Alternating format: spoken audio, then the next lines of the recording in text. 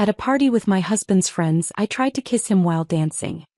He pulled away and said, "I'd rather kiss my dog than kiss you." Everyone laughed. Then he added, "You don't even meet my standards. Stay away from me." The laughter got louder. I smiled like it didn't hurt, but when I finally answered, the room went silent. Some words sting, but mine cut deeper. "Remember, when someone asks what you do, just say you work at the hospital." Caleb coached me as I zipped myself into the designer dress he'd selected but never once complimented. "Don't mention you run the cardiac unit. These people don't want to hear about medical stuff at parties." He was rehearsing me again, the same way he did before every gathering with his investment firm crowd, scripting my responses to ensure I never outshone him. 5 years ago he'd bragged to everyone about marrying a surgeon. Now he treated my career like an embarrassing secret that might accidentally slip out if I wasn't careful enough. Before we continue, I want to thank you for joining me today. If you believe that public humiliation in a marriage is never acceptable and that everyone deserves respect, please consider subscribing. It's free and helps us reach more people who need to hear these stories. I stood in front of our bedroom mirror, adjusting the emerald green fabric that cost more than most people's monthly rent. The dress was beautiful, I suppose, but it felt like a costume for a play where I'd forgotten all my lines. Behind me, Caleb continued his preparation ritual, checking his collar for the 17th time. Yes, I counted. It was easier to focus on his obsessive adjustments than to think about how we'd gotten here. "The Jenkins will be there," he continued, scrolling through his phone. "Remember, he's in mergers and acquisitions, not private equity. Don't mix that up again. And his wife's name is Patricia, not Paula." I wanted to tell him that I'd been calling her Patricia for 3 years, that the Paula incident was his mistake at last year's Christmas party, but corrections weren't part of our script anymore. Instead, I watched him transform himself in the mirror, each adjustment to his appearance another step away from the man who'd once waited outside the hospital with coffee and flowers after my tough surgeries. "I saved a 12-year-old boy today," I said quietly, testing the waters. "His mitral valve was." "That's great, honey," Caleb interrupted, not looking up from his phone. "But nobody wants to hear about blood and procedures over cocktails. It makes people uncomfortable. Just stick to light topics. The weather, vacation plans, maybe that new restaurant downtown everyone's talking about." The weather. 5 years of medical school, 3 years of residency, 2 years running the cardiac unit at one of the country's best hospitals. And he wanted me to discuss cloud formations with investment bankers who probably couldn't locate their own pulse points. My phone buzzed with a message from my surgical team. The boy was stable, already asking when he could play baseball again. His mother had cried when I told her the surgery was successful. Those tears meant more to me than any party invitation ever could, but mentioning them would violate Caleb's carefully constructed rules of engagement. "Also," Caleb added, finally looking at me through the mirror rather than directly, "Marcus asked about our plans for the Hamilton fundraiser next month. I told him we'd take a table. It's 50,000, but it's important for visibility." 50,000. For visibility. Meanwhile, the pediatric ward needed new monitoring equipment that the hospital board deemed too expensive at 30,000. I'd been planning to make a personal donation, but apparently our money was already allocated for Caleb's networking opportunities. "Ready?" he asked, though it wasn't really a question. He was already heading for the door, expecting me to follow like a well-trained accessory. The elevator ride down felt longer than usual. Caleb reviewed names and details about tonight's guests, treating me like an actress who needed coaching before her performance. "Tom Morrison closed that pharmaceutical deal last week. Congratulate him, but don't ask for details. And avoid Jennifer Whitfield if she's been drinking. She gets chatty about their marriage problems." I nodded at appropriate intervals while thinking about my patient's mother, how she'd grabbed my hands and blessed me in 3 different languages. That was real. That was substantial. This elevator ride to another party where I'd pretend to be less than I was? This was the performance. The valet took our car with practiced efficiency. Caleb's hand moved to my lower back as we entered Marcus's building, not out of affection but positioning. He did this at every public event, marking his territory while simultaneously keeping me at the precise distance that suggested togetherness without actual intimacy. "Remember," he whispered as we waited for the penthouse elevator, "smile more tonight. You looked miserable at the last party. These are important people, Claire." My career depends on these relationships. His career. Not ours. Never ours anymore. The elevator opened directly into Marcus's penthouse, and I watched Caleb transform completely. His shoulders straightened, his smile activated with practiced precision, his voice dropped to that confident timbre he thought made him sound more authoritative. "Marcus," he called out, releasing my back to shake hands with enthusiasm that would disappear the moment we got home. "Caleb." "And Claire," Marcus added my name like an afterthought, his eyes already moving past me to see who else had arrived. This was my role now. The afterthought, the plus one, the silent partner in a partnership that had become anything but equal. Jennifer Whitfield approached with air kisses and champagne. "Claire, darling, you look lovely. That dress is divine. Caleb has such good taste." Even my appearance wasn't my own achievement anymore. The dress I wore, the shoes I stood in, the careful way I'd styled my hair, all credited to my husband's selections as if I were a doll he'd dressed for display. "Thank you," I responded with the measured tone I'd learned kept conversations brief. Too much enthusiasm invited follow-up questions. Too little marked me as difficult. The balance was exhausting. "Claire works at the hospital," Caleb interjected smoothly when Marcus asked what I'd been up to lately. "Just works at the hospital. Not runs the cardiac surgery unit, or saved a child's life today, or makes twice my salary keeping people alive. Just works. At the hospital. Like I organized filing systems or delivered meal trays." I stood there in my expensive dress, holding champagne I didn't want, smiling at people who looked through me rather than at me, and made a decision. Tonight would be different. Tonight I would try one more time to connect with the man I'd married, to find some remnant of the person who'd once been proud of my accomplishments instead of threatened by them. One more attempt to salvage what we'd built before it collapsed entirely. If that failed, and part of me already knew it would, then at least I'd know I'd tried everything before whatever came next. The conversation around me shifted to quarterly projections and market volatility, terms that floated past like background static while I watched the room transform. Someone had dimmed the lights, and the music changed from upbeat cocktail jazz to something slower, more intimate. Marcus took Jennifer's hand with practiced ease, leading her to the space they'd cleared near the terrace doors. Tyler pulled Sarah close, whispering something that made her laugh and rest her head on his shoulder. I stood at the edge of their happiness, holding my empty wine glass like a prop I'd forgotten how to use. The couples moved together with such natural synchronization, such obvious comfort in each other's presence. When had Caleb and I lost that? Or had we ever really had it? A server passed with a tray of champagne. I set down my empty glass and took a fresh one, drinking it faster than I should have. The bubbles burned slightly, giving me something to focus on besides the growing ache in my chest. Across the room, Caleb was deep in discussion with Bradley and some client whose name I'd already forgotten, his hands moving animatedly as he explained something that had them all nodding like synchronized puppets. The piano intro of a song I recognized filled the space. It was similar to what had played at our wedding reception at the Drake Hotel 5 years ago. Not the exact song, but close enough to make my breath catch. That night, Caleb had pulled me onto the empty dance floor at 2 a.m, both of us barefoot and drunk on champagne and possibility. "We're going to have such a beautiful life," he'd whispered against my ear. "Kids, a house with a garden, Sunday mornings reading the paper on the porch. Everything, Claire. We're going to have everything." The memory pushed me forward before I could think better of it. My hand found Caleb's elbow, the fabric of his suit jacket smooth and expensive under my fingers. The conversation stopped mid-sentence. Bradley looked at me with barely concealed irritation, the client seemed confused, and Caleb's jaw tightened in that way that meant I'd broken protocol. "Dance with me." The words came out smaller than I'd intended, more plea than invitation. Caleb's eyes flicked to his colleagues, calculating the social mathematics of the moment. Refusing would look bad. Accepting would interrupt his networking. I could see him weighing options, finding the path of least resistance. "Gentlemen, if you'll excuse me," he said with a smile that didn't reach his eyes. "Duty calls." Duty. That's what I'd become. His hand on my waist felt perfunctory, positioned at the exact distance that suggested marriage without intimacy. My hand on his shoulder met fabric that may as well have been armor.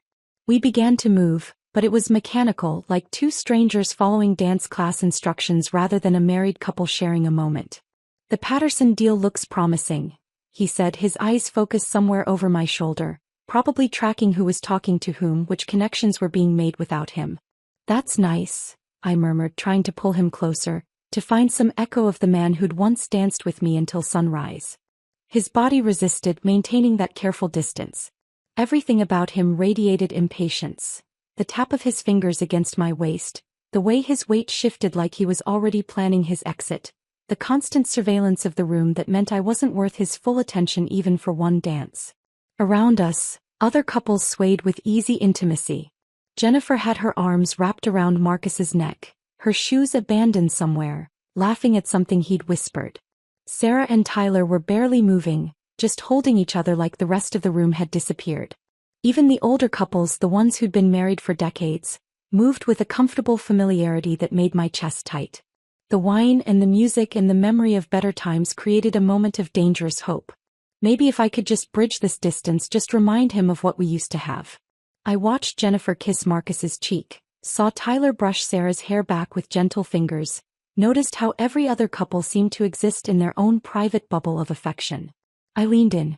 It wasn't meant to be dramatic or passionate. Just a simple kiss, the kind married people share at parties when the music is soft and the lighting is forgiving. The kind that says we're still here, still us, still together despite everything. Caleb jerked back so violently that several people turned to look. His face contorted with genuine disgust, as if I'd tried to force something toxic into his mouth. And then, loud enough for everyone to hear, clear enough that the music couldn't mask it, he said the words that would replay in my mind forever. I'd rather kiss my dog than kiss you. The laughter was immediate and cruel. Marcus nearly spilled his drink.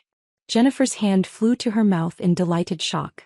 Bradley actually applauded, as if Caleb had just delivered a punchline they'd all been waiting for. The sound crashed over me in waves, each laugh a separate wound, each chuckle a confirmation that I was the joke, had always been the joke. But Caleb wasn't finished. The laughter had fed something in him, validated whatever narrative he'd been constructing about us, about me. He raised his voice, making sure everyone could hear the encore. You don't even meet my standards. Stay away from me. More laughter. Someone whistled. A phone appeared in someone's hand. Were they recording this? My face burned, but my body had gone cold, frozen in the center of their amusement like a specimen pinned for examination. The room spun slightly, not from the champagne but from the sudden, devastating clarity that flooded through me. Every red flag I'd ignored assembled itself into a parade of truth. The anniversary dinner he'd canceled for an urgent client meeting that his Instagram revealed never happened. The separate bedrooms during stressful quarters that had somehow extended for 8 months. The way his clothes sometimes smelled like perfume I didn't own. The mysterious charges on our credit card he'd explained away as client entertainment. The way he'd stopped saying I love you, except as a response, never an initiation.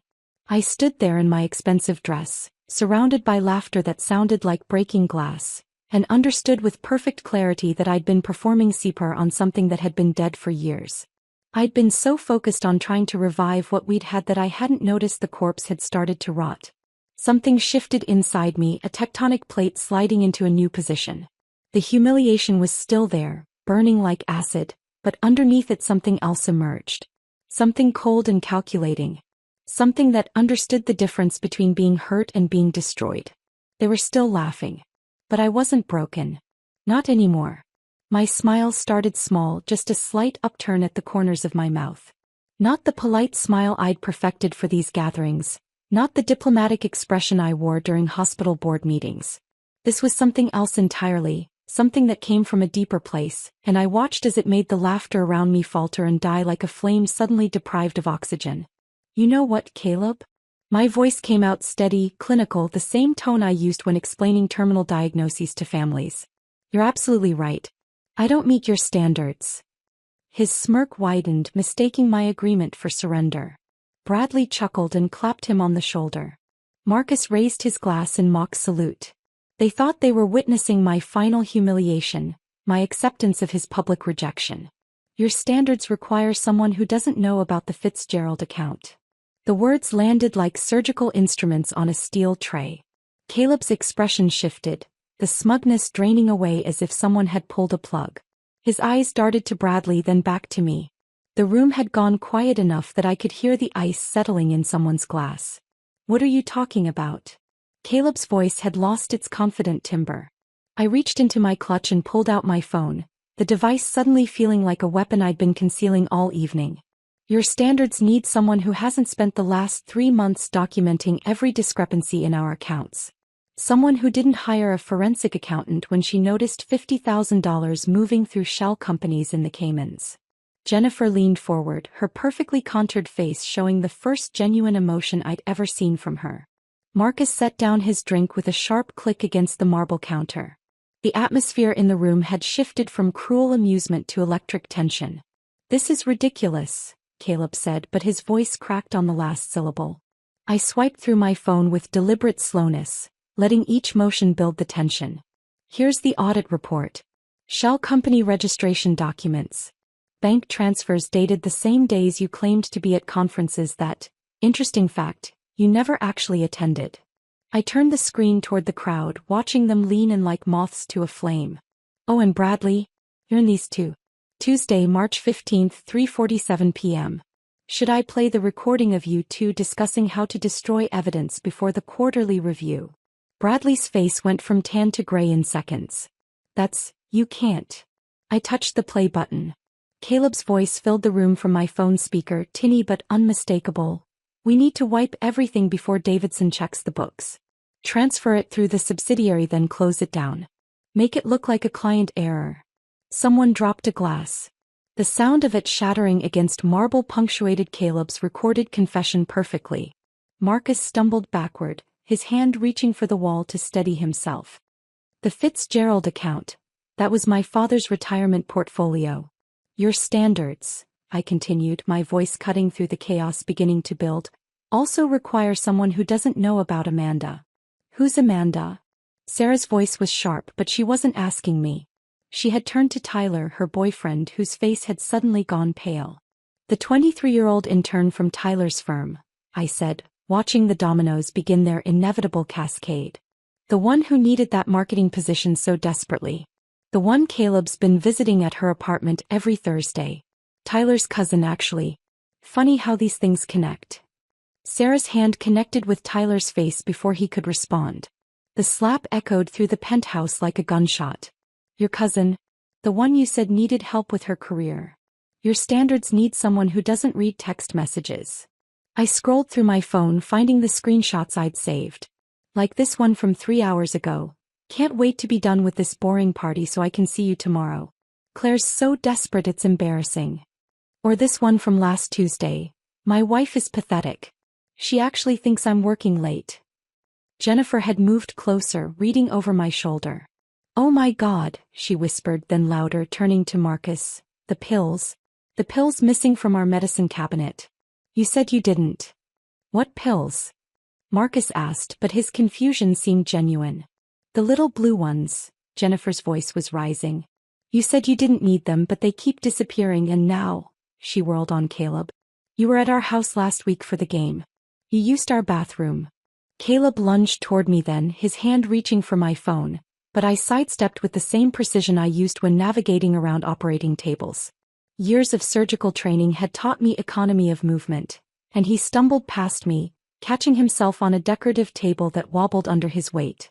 The Whitman portfolio, I announced to the room, which had become a tableau of frozen horror. Check your statements, everyone. Really check them. Those spectacular returns Caleb's been showing? Creative mathematics. The money's been siphoned into accounts in Panama. The FBI knows about all of it. You're lying, Caleb's voice had gone high, desperate. I pulled up another document on my phone. The federal prosecutor's office disagrees. This is the confirmation that arrest warrants will be served Monday morning at your firm. During the partner meeting specifically. Agent Patterson thought that timing would be particularly effective. The room erupted. Marcus was shouting about his father's money. Jennifer was screaming at Marcus about the pills and asking how he could not have known. Sarah was demanding Tyler explain his role in everything while he stammered denials. Bradley had his phone out, frantically typing, probably trying to move money or warn someone or book a flight to a non-extradition country. Through it all, Caleb stood frozen in the center of the chaos he'd created, his carefully constructed world collapsing around him like a house of cards in a hurricane. His mouth opened and closed but no words came out. For once he had no script, no charming deflection, no audience ready to laugh at his cruelty. "Oh, and Caleb?" I said, my voice cutting through the noise. "Your mother knows everything. Eleanor called me last week after her accountant found discrepancies in the pension fund you manage for her. We had a very interesting conversation about where your father's retirement money actually went." His legs seemed to give out then. He sank onto one of Marcus's designer chairs, his head in his hands. The man who'd stood in the center of the room comparing me to a dog 5 minutes ago had been reduced to something small and pathetic, surrounded by the wreckage of his own making. The sound of my heels on marble was the only noise as I walked toward the door, each step measured and deliberate. The crowd parted, some staring at me with shock, others with something that might have been respect or fear. At the entrance to the penthouse I turned back one final time. The scene was perfect in its destruction. Trust fund kings and queens reduced to screaming accusations at each other. The careful social architecture they'd built crumbling as each revelation exposed another lie, another betrayal, another crime. And in the center of it all my husband, no, my soon-to-be ex-husband, sat with his face in his hands, finally understanding what it felt like to be stripped bare and humiliated in front of everyone who mattered to him. I pushed through the penthouse door and into the hallway, my heels creating a sharp rhythm against the marble floor. Behind me the chaos continued, voices raised in accusation, furniture scraping as people moved, Jennifer's shrill demands for answers cutting through it all. But ahead of me lay only silence and the gleaming elevator doors at the end of the corridor. My hand was steady as I pressed the call button, though I could feel the adrenaline beginning to ebb, leaving something hollow in its wake. The elevator arrived with a soft chime that seemed too cheerful for what had just transpired. As I stepped inside, Jennifer's voice suddenly called out behind me. "Claire, wait." She stood in the doorway of the penthouse, her makeup smeared, holding something in her hand. The necklace, a diamond piece she'd been showing off all evening. "This necklace," she said, her voice trembling. "You said it was bought with the Sherman Trust funds. Check the purchase date against the withdrawal records. March 28th. $42,000. The words came out clinical, factual. "You might want to take it off before the asset freeze hits Monday. They'll consider it evidence." She yanked the necklace off so quickly the clasp broke, diamonds scattering across the marble like broken promises. The elevator doors closed on her, scrambling to collect them, and suddenly I was alone in that small mirrored space, descending. 30 seconds. That's what I gave myself. 30 seconds to shake, to feel the magnitude of what I'd just done. My hands trembled as I gripped the rail, my legs suddenly unsteady in heels that had carried me through 12-hour surgeries but suddenly felt inadequate for this moment. 28 seconds. 29. 30. I straightened my spine, pulled out my phone and typed a message to my lawyer. "It's done. Everything is in motion. File the papers Monday morning." The response was immediate. "Security footage? They'll have it all. Make sure Patterson knows." The elevator opened to the lobby, where the doorman nodded politely, oblivious to the destruction happening 40 floors above. Outside, the valet brought my car around. I'd driven separately, knowing somehow that I'd need my own escape route. The drive home was automatic, muscle memory navigating while my mind replayed every moment, every word, every expression on Caleb's face as his world collapsed. Our house stood dark against the streetlights, looking exactly as it had when we'd left 3 hours ago, though everything had changed. I parked in the garage and sat for a moment, staring at Caleb's golf clubs mounted on the wall, his mountain bike he never rode, the tool set he'd never opened. Props in a performance of a life he'd wanted people to think he lived. Inside I moved with purpose. Box after box came up from the basement storage room, the good ones we'd saved from our wedding gifts, sturdy and clean. His Harvard diploma came off the wall first, the frame heavier than expected, the glass reflecting my face back at me like an accusation. Into the box it went, followed by his collection of cufflinks arranged in their velvet case, each pair a gift from clients whose money he'd been stealing. My phone buzzed continuously, Caleb's name appearing over and over. I let it ring as I packed his suits, each one pressed and hanging in garment bags. His shoes polished and paired. The watch his father had given him for graduation. I held it for a moment, remembering how proud he'd been, how he'd shown it to everyone at dinner that night. His father, whose pension fund Caleb had been draining. A text broke through. "Claire, please. Let me explain." Then another. "You don't understand the pressure I've been under." And another. "You've ruined everything. My whole life." Followed by, "I'll make you pay for this." Then, "Please come back. We can fix this." The emotional whiplash of his messages might have affected me once. Now they were just evidence of a man scrambling for any handhold as he fell. I found our wedding album in the bottom drawer of his desk, hidden under tax documents. The cover was ivory leather with our initials embossed in gold. Inside, that woman in white smiled back at me, radiant with certainty about her future. Caleb stood beside her, his hand on her waist, looking at her like she was everything he'd ever wanted. When had that look changed? When had she become an accessory to be managed rather than a partner to be cherished? The tears came then, not for him or for us, but for her. That woman who'd believed in forever, who'd thought love meant something more than performance and possession. I sat on the floor of his office, surrounded by boxes of his life, and cried for the death of her naive faith in happy endings. My phone rang. Emma's name appeared on the screen. "I saw Jennifer's Instagram story," my sister said without preamble. It cut off mid-scene, but there was screaming. "Are you okay? Can you come?" My voice sounded raw, unfamiliar. "I'm already in the car. Be there in 3 hours." The next morning arrived gray and quiet. Emma had arrived at 2 a.m. with a suitcase and a bag of groceries, finding me asleep on the couch surrounded by boxes. She'd covered me with a blanket and started making coffee, the smell pulling me from restless dreams about falling diamonds and marble floors. "You have a meeting," she said, handing me a cup. "David Patterson. 9 a.m. Café Luna."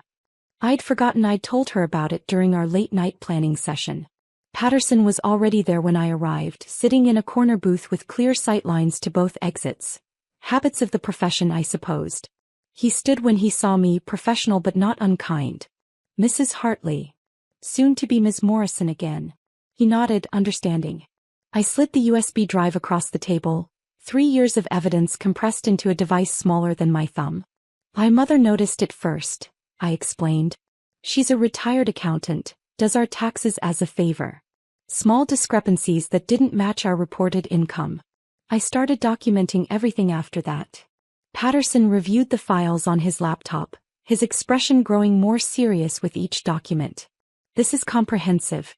With what you revealed last night in this documentation, we have enough for federal charges.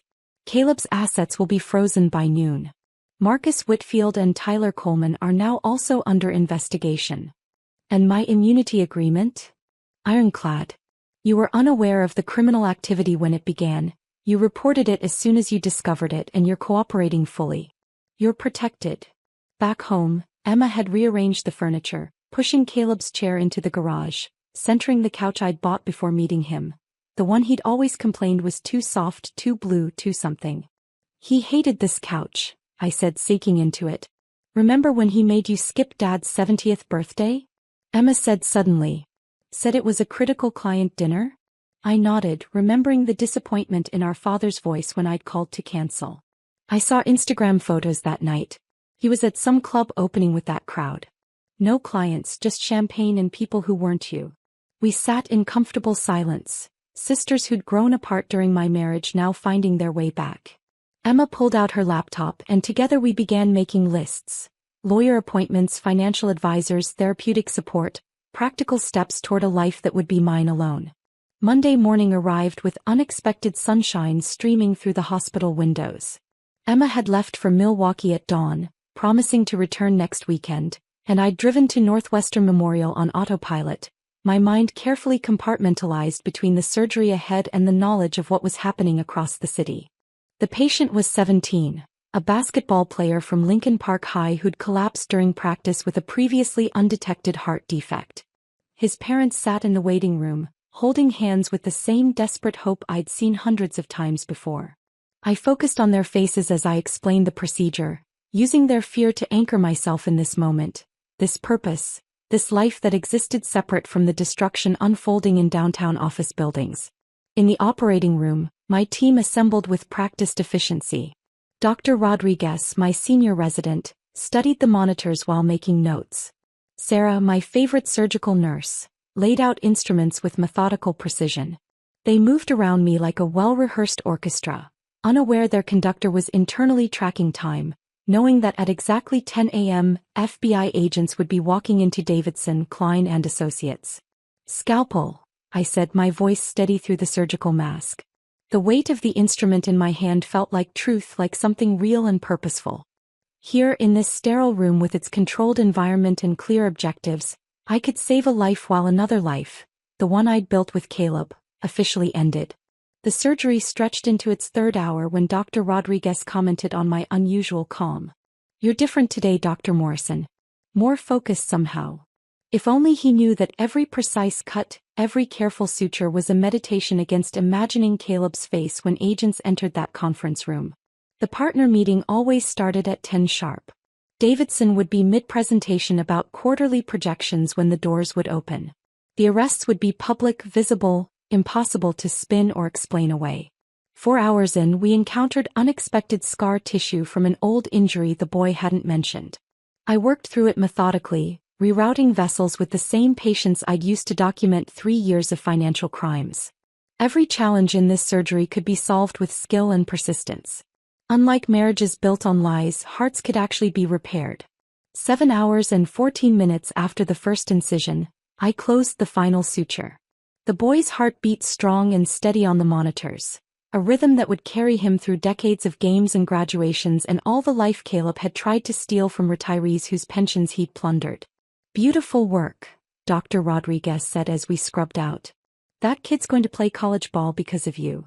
I peeled off my surgical cap, my hair damp with perspiration, and checked my phone. 17 missed calls.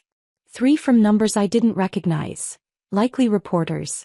The rest from various partners at Caleb's firm. The news had broken. In my office, I'd barely sat down when Jennifer Morrison appeared in my doorway. Gone was the perfectly coiffed woman from Friday night's party. Her designer clothes had been replaced with a simple sundress from Target, her face bare of makeup except for streaks of mascara that suggested she'd been crying in her car. "Can I come in?" Her voice was small, uncertain. I gestured to the chair across from my desk. She sat carefully as if she might break something, including herself. "Marcus was arrested an hour ago," she said, the words tumbling out. "They came to the house. The FBI. They had a warrant. They took everything, computers, files, even our phones. I had to borrow my neighbor's cell just to make calls." I waited, not offering comfort or condemnation, just space for her to continue. "Our accounts are frozen. All of them. Even my personal checking account from before we married. I can't access anything." She laughed, but it was hollow, broken. "I went to 3 ATMs trying to get cash for gas." The girl at the bank looked at me with such pity when she explained the federal hold. "I'm sorry you're going through this," I said, meaning it. Whatever Jennifer's faults, she hadn't orchestrated the crimes. "Are you?" She looked up sharply. "Because I laughed. Friday night when Caleb said those things to you, I laughed. I've laughed at you for years, Claire. Every party, every gathering, we all did. We called you the Ice Queen, the robot surgeon who didn't know how to have fun. The confession hung between us like a scalpel waiting to cut. And the whole time," she continued, tears falling freely now, "Marcus was stealing from his own father. From clients who trusted him. He had affairs. Multiple affairs. There's apparently a whole separate credit card I never knew about. The FBI agent asked me about trips to Vegas I didn't even know happened." She pulled a tissue from her purse. A regular purse, not the designer bag she usually carried. "I was so busy feeling superior to you, laughing at your marriage, that I never looked at my own.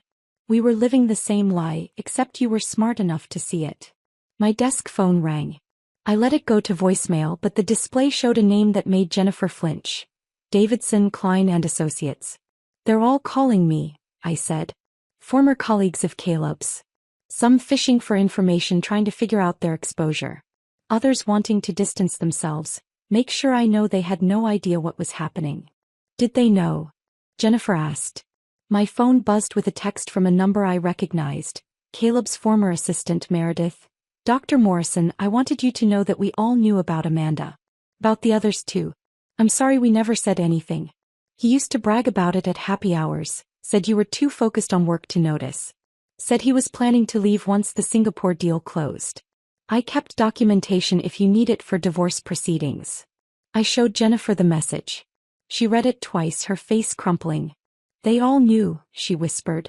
At every party, every dinner, they all knew our husbands were destroying us for sport. My phone rang again. This time I recognized the number. Eleanor Hartley, Caleb's mother. I'd been dreading this call. I should take this, I told Jennifer. She stood to leave, then paused at the door. Claire? That strength they mocked you for? Don't lose it. It's the only reason you're still standing while the rest of us are falling apart. Eleanor's voice was crisp when I answered, decades of Southern breeding barely concealing her emotion. Claire, I owe you an apology.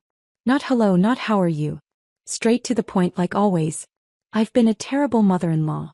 I disapproved of your career, thought you should focus on giving me grandchildren, criticized you for not supporting Caleb's ambitions properly. I said nothing, letting her continue. I hired an investigator 6 months ago, she said. The pension account irregularities were too obvious to ignore. I know everything, the affairs, the stealing, the lies. I've already spoken to the federal prosecutor. I'll testify against my own son if necessary. Eleanor. He was trying to transfer the house into my name. Did you know that? To hide assets from potential lawsuits. The paperwork was drawn up but never filed. He must have gotten distracted by his scheming. She paused. I raced him better than this. His father would be devastated. 3 months had passed since the arrests, and autumn had turned Chicago's skyline into a study of gray and gold. I sat in my home office, the one Caleb had never entered because it was too cluttered with medical journals, composing an email to Malcolm Chin, a financial blogger whose readership included every major firm in the city. The subject line read simply, documentation you should see. The attachments included court filings, arrest records, and a detailed timeline of the fraud that I'd compiled with my lawyer's blessing. Every document was public record but scattered across different databases. I was simply consolidating them into one devastating package that would appear first whenever anyone searched Caleb's name for the next decade. My phone buzzed with a text from Amanda. We'd been in contact since I'd connected her with Patricia Okonkwo, an attorney who specialized in cases against predatory executives. Lawsuit filed this morning. Emotional distress and pregnancy discrimination. Patricia says the timing with your document release is perfect. Thank you, Claire. I'd never expected to become allies with my husband's mistress, but Amanda had been a victim too, 23 years old, told she was special, promised a future that was never going to materialize. She was 7 months pregnant now, living with her parents in Iowa, rebuilding a life that Caleb had derailed with his lies. That evening I attended the Chicago Children's Hospital Charity Gala, the same event where I'd met Caleb 6 years ago. Back then I'd been the promising young surgeon he'd pursued. Now I walked in alone, my presence creating ripples of whispered conversations throughout the ballroom. Claire, darling, Margaret Whitestone approached, her smile tight with curiosity. How brave of you to come. Brave. As if attending a charity event required courage. As if I were the one who should be hiding. The children's ward needs support regardless of personal circumstances, I replied, accepting a champagne flute from a passing server. Throughout the evening I watched the social choreography unfold. Caleb's former colleagues clustered in corners, their bodies angled away from anyone tainted by association with the scandal. Marcus's former clients moved through the room like refugees, trying to establish new alliances while their frozen assets left them scrambling. Near the silent auction tables, I overheard Bradley's wife, Jessica, speaking to a small group of women. We had no idea, of course. Bradley barely knew Caleb outside of work functions. I activated the recording app on my phone, keeping it casually at my side. Please, another woman laughed. Bradley was at every boys' night. Remember that Vegas trip last year? My husband said they were practically celebrating something. Now we know what. The Singapore deal, Jessica admitted, her voice dropping. Bradley mentioned it once. Said Caleb had found a creative solution to the funding problem. We should have known creative meant illegal. These admissions, these small acknowledgments of willful blindness, were building blocks in a larger structure of accountability. My lawyer would be very interested in Bradley's prior knowledge of the Singapore deal. The divorce proceedings had begun 2 weeks earlier, and Caleb had arrived with a strategy that was breathtaking in its audacity. His attorney argued that my substantial surgical income should be factored into the settlement, that my earnings should offset his current inability to work due to the criminal proceedings. Your Honor, Caleb's attorney had stated, Dr. Morrison earned over $400,000 last year. Mr. Hartley's career has been destroyed by allegations that. By federal charges, my attorney Diana interrupted. Not allegations. Charges. Based on evidence Dr. Morrison provided after discovering her husband's criminal activity. Diana then produced a folder that made Caleb visibly pale. We've discovered cryptocurrency wallets in Mr. Hartley's name containing approximately $200,000 in Bitcoin, purchased over the last 18 months. Additionally, there's an art collection valued at $300,000 stored in a climate-controlled facility in Schaumburg under his mother's name but paid for with marital assets. Each revelation was another cut, precise and calculated. Caleb's attorney scrambled to respond, but Diana wasn't finished. There's also the matter of the boat registration in Michigan, the investment property in Wisconsin he never disclosed, and the safety deposit box at First National containing gold coins and bearer bonds. By the end of that hearing, Caleb's position had crumbled entirely. He would leave the marriage with his criminal defense attorney fees and nothing else. 2 days after the divorce hearing, Sarah Coleman contacted me. Tyler's wife had discovered her own cache of evidence and wanted to compare notes. We met at a quiet coffee shop in Lincoln Park, 2 women bound by the peculiar sisterhood of betrayal. Tyler recorded everything, Sarah said, sliding a USB drive across the table. He had this app on his phone that automatically recorded calls, including ones with Caleb. The recordings were damning. Conversations about moving money, discussions about other accounts they'd targeted, jokes about their wives being too stupid or too trusting to notice. In one particularly chilling exchange, they laughed about a retired teacher whose entire pension they drained. Her name was Dorothy Petway, Sarah said. Taught 3rd grade for 40 years. They took everything. That conversation led to another revelation. Sarah had been contacted by 5 other women, all connected to the scandal in various ways. Some were wives of co-conspirators, others were victims whose husbands' retirement accounts had been plundered. We organized a meeting at my house the following week. 7 women gathered in my living room on a Thursday evening. We ranged in age from 23 to 68, united by our connection to this web of financial crime and emotional violence. There was Margaret Chin, whose husband's entire 401k had vanished. Patricia Williams, whose husband had been Bradley's partner before the firm collapsed. Linda Martinez, who discovered her husband had been facilitating the money laundering. We're not just victims, I said, opening the meeting. We're witnesses. We have information that can expand this investigation, ensure everyone involved is held accountable. Margaret nodded firmly. I've been documenting everything for months. My husband thought I didn't understand finance because I taught elementary school. He was wrong. Over wine and carefully organized evidence, we built our case. Each woman contributed pieces. Recorded conversations, suspicious documents, financial records that didn't add up. Patricia had emails showing the crime went back 5 years. Linda had photographs of meetings that were supposedly never held. They thought we were decorations, Linda said, her voice steady with controlled anger. Pretty things to display at parties while they built their empires on theft. They never imagined we were paying attention. By the end of that evening, we had enough additional evidence to expand the federal investigation significantly.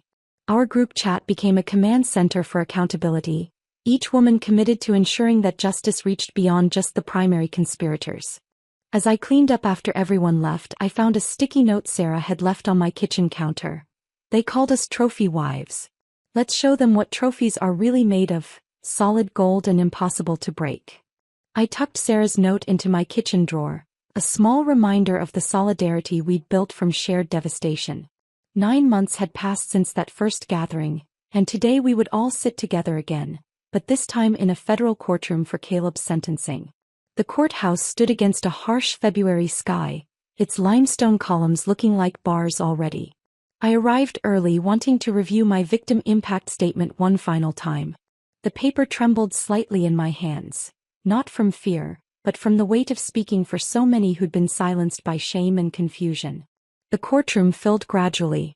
Eleanor arrived wearing black, her face composed but aged by months of revelation about the son she'd raised. Behind her, the other women from our group filed in. Margaret, Patricia, Linda, Sarah, and 3 others who'd joined us as the investigation widened. Amanda wasn't there, too close to her due date to travel, but she'd sent her own written statement for the judge to review. When they brought Caleb in, the orange jumpsuit had replaced his tailored suits, and federal custody had worn away his carefully maintained exterior. He'd lost weight, his face gaunt, the confidence that once commanded rooms reduced to something hollow. His eyes searched the gallery until they found mine, holding my gaze for a moment before I looked away. "Mrs. Hartley," the prosecutor addressed me when my turn came. "You may deliver your statement." I stood, my heels clicking against the courtroom floor with the same rhythm they'd had leaving Marcus's penthouse that night. The podium felt solid under my hands as I began. "Your Honor, I'm not here to talk about the money Caleb stole, though the damage extends to dozens of families. I'm here to talk about the theft that doesn't show up in financial records, the systematic destruction of trust disguised as marriage." Caleb shifted in his seat, his shackles making a small metallic sound.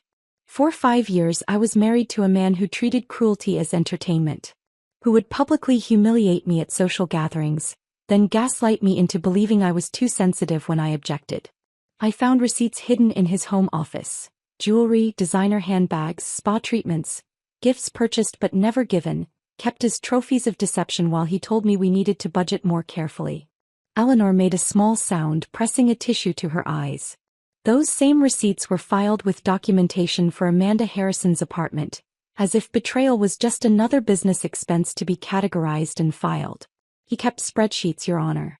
Actual spreadsheets tracking his lies, his affairs, his stolen money, with the same precision he used to track our household expenses while telling me my surgical equipment purchases were excessive." I looked directly at Caleb then, watching him shrink into himself. At a party in front of colleagues and friends, he told me he'd rather kiss his dog than kiss me. That I didn't meet his standards. That room laughed while my marriage publicly ended, turned into entertainment for people who knew about his affairs, his theft, his complete moral bankruptcy, but said nothing because it was more fun to watch me not know. The judge leaned forward slightly, his expression grave. "The financial crimes destroyed retirements and futures. But the emotional violence he wielded destroyed something deeper. The ability to trust, to feel safe in your own home, to believe that love means something more than performance and possession. He didn't just steal money. He stole years of my life, my confidence, my faith in partnership. That theft has no restitution amount." I returned to my seat as others gave their statements. Dorothy Petway, the retired teacher, speaking about losing her entire pension. Marcus's father describing the betrayal of trusting his son's best friend. Amanda's written statement read aloud about workplace predation and abandoned promises. When the judge finally spoke, his voice carried the weight of everything he'd heard. "Mr. Hartley, the federal guidelines suggest 5 years for your financial crimes.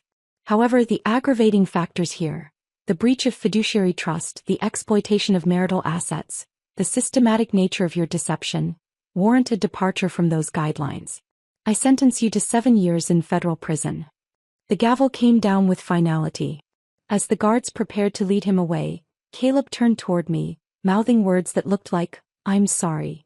But I was already turning away, reaching for Sarah's hand, then Margaret's, creating a chain of women who'd survived similar devastation and found strength in shared truth.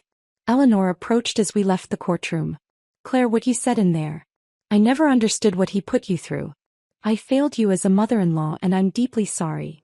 That evening, my apartment filled with the same women who'd gathered months earlier, but the atmosphere had shifted from grief to something resembling hope. Sarah arrived with champagne, purchased with funds from Tyler's seized assets, a detail that made us all smile grimly. "To justice," Margaret raised her glass. "To survival," Patricia added. "To never being silent again," Linda concluded.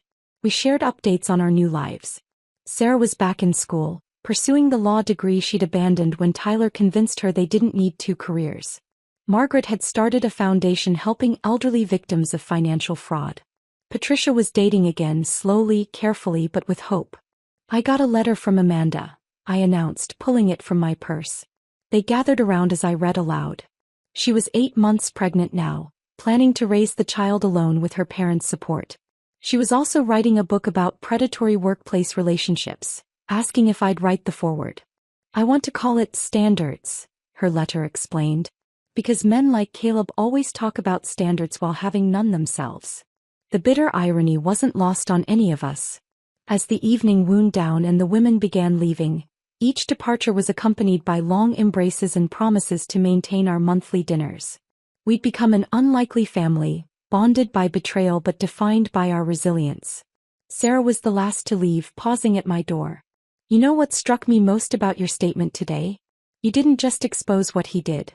You exposed who he really was. There's something powerful about that kind of truth. After she left, I stood at my window looking out at the city lights. Somewhere in federal holding, Caleb was beginning his 7-year sentence. Somewhere in Iowa, Amanda was preparing for motherhood. Somewhere in this city, other women were living with similar secrets, similar shame, similar confusion about love versus control. I thought about the woman I'd been at Marcus's party, standing frozen while strangers laughed at my humiliation. She felt like someone I'd known once but could barely remember now. In her place stood someone harder perhaps but also clearer.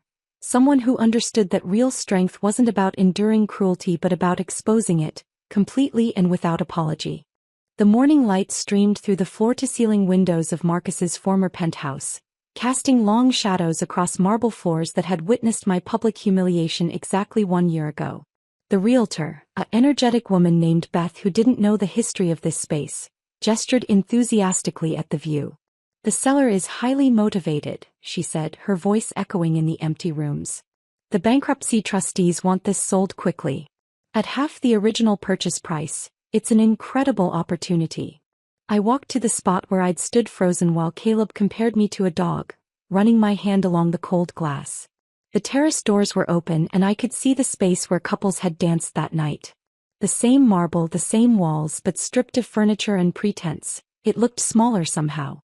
Less intimidating. The maintenance fees are reasonable for a property of this caliber, Beth continued, checking her tablet.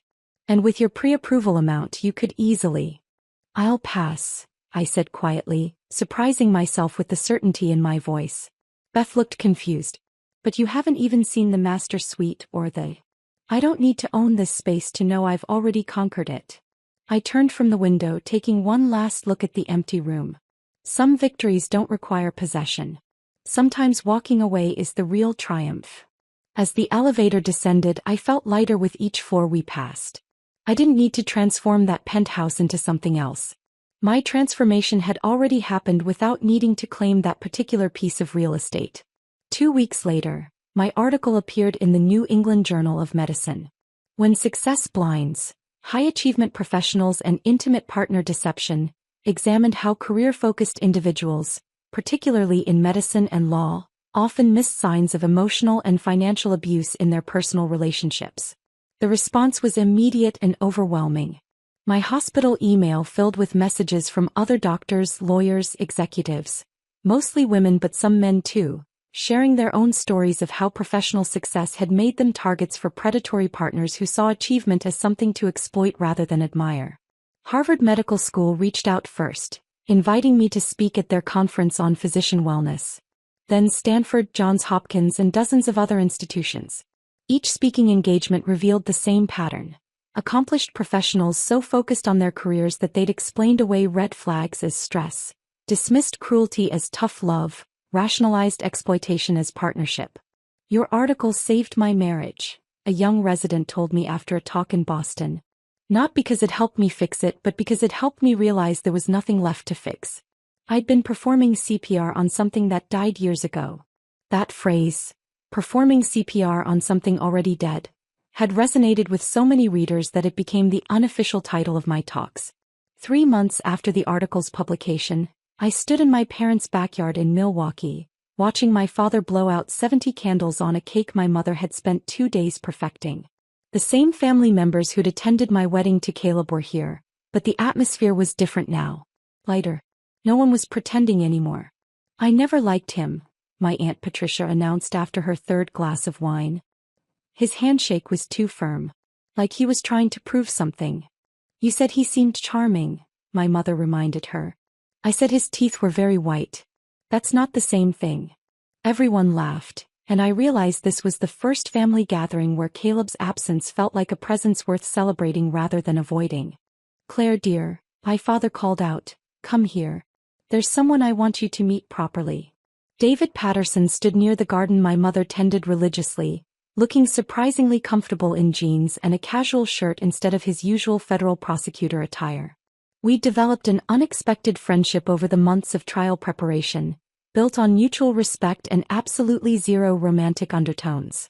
Your father invited me, David explained, looking slightly embarrassed. He said I needed to try your mother's potato salad before I could claim to understand the Midwest. And? I asked. Life-changing, he admitted. I may need the recipe for evidence. My father beamed, clearly pleased with his matchmaking attempt despite my repeated explanations that David and I were merely friends. What my father didn't understand, what most people didn't, was how valuable that friendship was. David treated me as an equal, sought my opinion on cases involving financial crimes against spouses, never once suggested that my strength was intimidating or my success was excessive. Eleanor called yesterday, David mentioned quietly while my father got distracted by grandchildren arriving. Caleb's appealing his sentence. Let him, I said, watching my mother fuss over my sister's children. Appeals require new evidence. All he has are the same old lies in a different order. 6 months later, I stood in an operating room preparing for one of the most delicate surgeries of my career. Senator Rebecca Walsh's 17-year-old daughter needed a complex valve repair, the kind of procedure that required absolute precision and steady hands. 7 hours later, I emerged from surgery to find the senator waiting with tears in her eyes. You saved her life, she said, gripping my hands. How can I ever repay you? I was doing my job, I replied, the same response I gave to every grateful parent. No, she said firmly. This is more than a job. This is a gift. Have you ever considered healthcare policy? I'm forming a committee on medical access reform. We need voices like yours, people who understand both the human cost and the practical realities. I thought about the offer over the following weeks. It would mean less time in surgery, more time in Washington. Less direct healing, more systemic change. The kind of opportunity that Caleb would have killed for. The prestige, the power, the proximity to influence. But I wasn't Caleb. I didn't need external validation to know my worth anymore. Standing in my office, looking at the acceptance letter for the committee position, I thought about that woman on the dance floor. The one who'd leaned in for a kiss and received public humiliation instead. She'd been so desperate for connection that she'd ignored every warning sign, every red flag, every moment of cruelty disguised as humor. That woman had needed to be destroyed for this one to emerge. Caleb's cruelty hadn't broken me. It had broken the shell I didn't know I was living in. His public rejection had forced me to reject the life I'd been accepting, the diminishment I'd been normalizing, the cage I'd been decorating instead of escaping. I signed the committee acceptance letter with the same steady hands that had saved the senator's daughter, that had packed Caleb's belongings, that had held the microphone at countless speaking engagements where I'd told the truth about marriages that looked perfect from the outside but were crime scenes within. The woman who'd stood frozen on that dance floor was gone. In her place stood someone who understood that real power didn't come from being chosen or validated or included. It came from choosing yourself, validating your own worth, and including your own voice in conversations that mattered. Some words sting. Others heal. But the truest words, the ones that cut deepest, are the ones we finally say to ourselves. I deserve better. I am enough. I choose me. If this story of calculated revenge resonated with you, hit that like button right now. My favorite part was when Claire pulled out her phone at the party and started revealing those forensic audits, watching Caleb's smug victory transform into complete devastation. What was your most satisfying moment? Drop it in the comments below. Don't miss more gripping stories of betrayal and triumph. Subscribe and hit that notification bell so you never miss an upload.